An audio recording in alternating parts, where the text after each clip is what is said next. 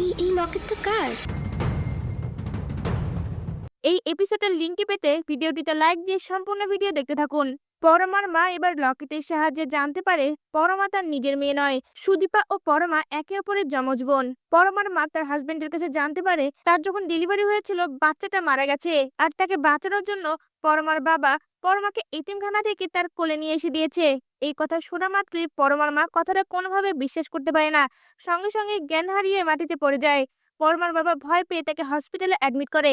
সেখানে পরমার মা পরমার বাবাকে আবারও প্রশ্ন করলে সকল সত্য কথা এক এক করে খুলে বলতে থাকে।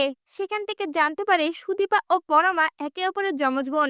এরপর দেখা যায় পরমার মা হসপিটালের মধ্যেই তার হাজবেন্ডকে বলে ওঠে, পরমা আমাকে মা হওয়ার সুখ দিয়েছে, আমি পরমাকে নিজের মেয়ে হিসেবেই ভাববো। আর এখন থেকে আমাদের আরেকটা মেয়ে সুদীপা, সুদীপাকেও আমি নিজের মেয়ে হিসেবেই দেখবো। কিন্তু এই সত্যটা ওদের জানার অধিকার রয়েছে, আমি নিজে তাদেরকে সত্য কথা বলবো। এই কথা শুনে পরমার বাবাও রাজি হয়ে যায়। এরপর দেখা যায় পরমার মাকে পরমা ও সুদীপার সামনে নিয়ে গিয়ে দাঁড় করালে পরমার মা সেই লকেট দেখিয়ে সুদীপা ও পরমাকে তাদের আসল পরিচয় জানিয়ে দেয় আর বলে ওঠে, তোমরা দুজন যমজ বোন। এই কথা শুনে সুদীপা ও পরমা অবাক হয়ে যায়। এই এপিসোডটির লিংক পেতে এক্ষুনি আমাদের চ্যানেলটি সাবস্ক্রাইব করুন।